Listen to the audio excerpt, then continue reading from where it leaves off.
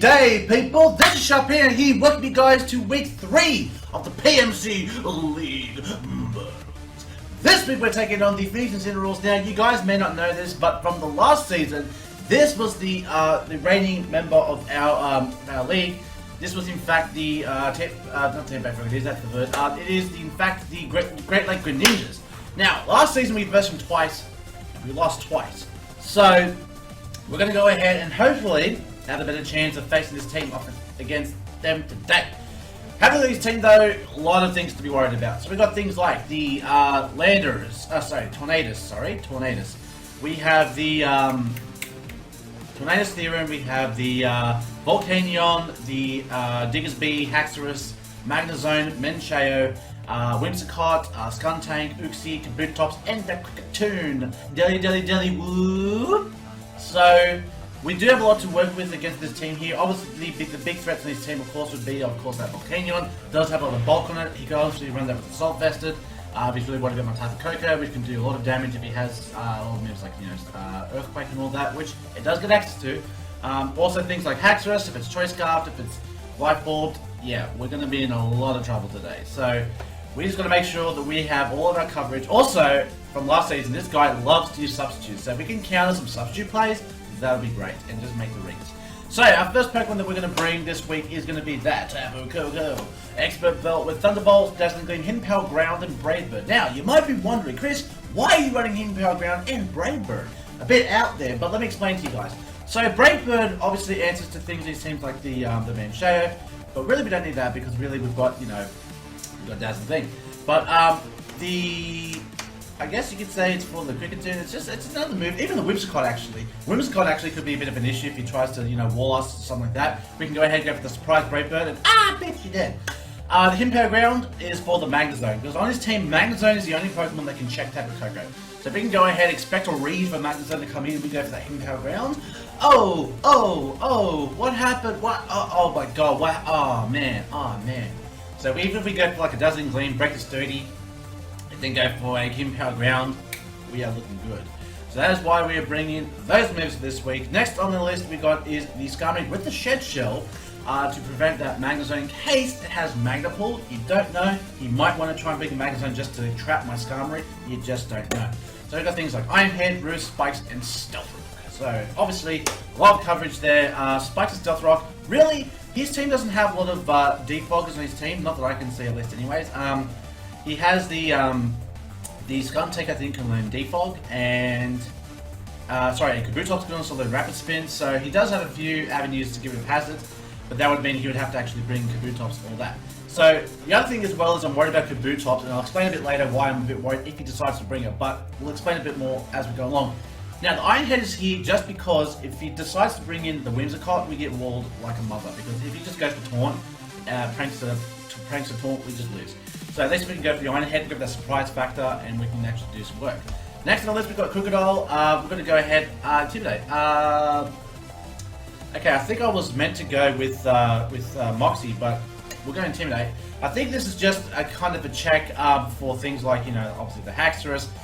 Just in case it gets the attack boost and all that, we can kind of bluff the fact that we're not scarfed, like we did the first time when we were versing the second week against Sketchy last week. Even though it was Moxie, but this is just kind of a trick kind of thing. Earthquake, Knockoff, Stone Edge, and Aqua Tail. So Aqua Tail are things like the Diggers B. That's pretty much the only thing I can think of that really would do that.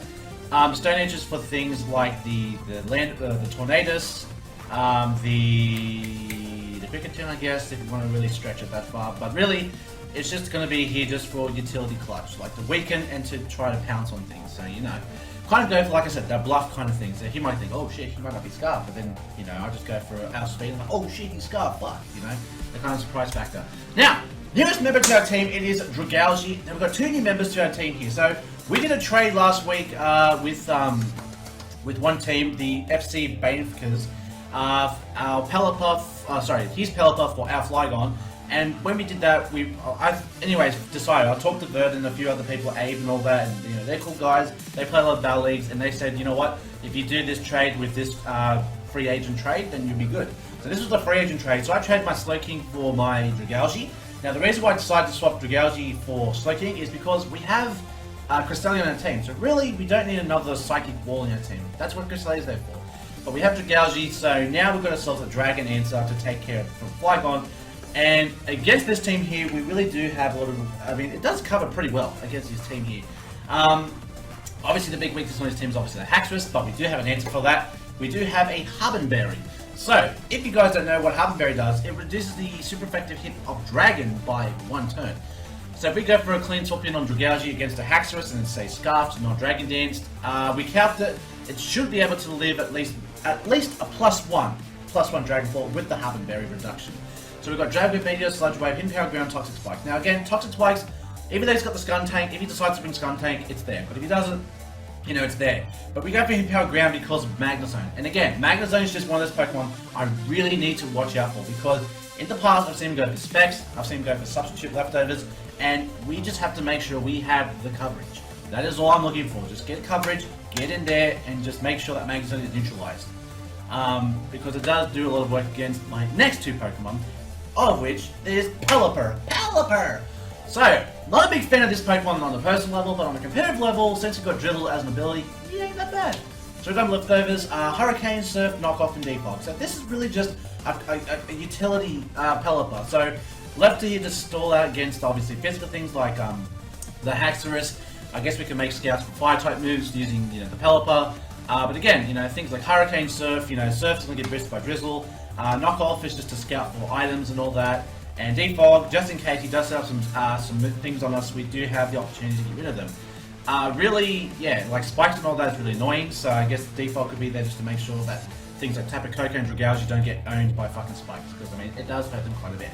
And the last member of our team is Beartick. Now, this is the wild card for this week here, so we made a Swift Swim because we're bringing that Pelipper, so another reason why we decided to bring Pelipper is because it complements Beartick's ability to go Swift Swim, so we figured why not make the best of the situation. So we've got Life Orb, Swift Swim, go for Icicle Crash, Super Power, Play Rock, Aqua Jet. So we've got all the coverage here. All the coverage. Swift Swim obviously going to double up its speed. And looking at his team here, that speed investment there is enough just to outspeed his fastest Pokemon, which I do believe is his Whimsicott. So at that level, we should be good to go.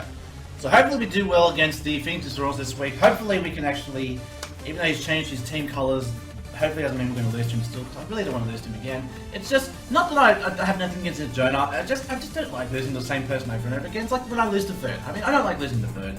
Even though I know Bird's a very cool guy, he's one of my great friends and all that in Pokemon, I just, on a personal level, it's just, it just eats me up sometimes when you can't just get over that barrier. It's just like, ugh. But hopefully we can do that this weekend, so stay tuned for the Wi-Fi battle coming up this weekend, and until the next time I see you guys, stay safe, stay sharp, and I'll catch you guys all next time. Later!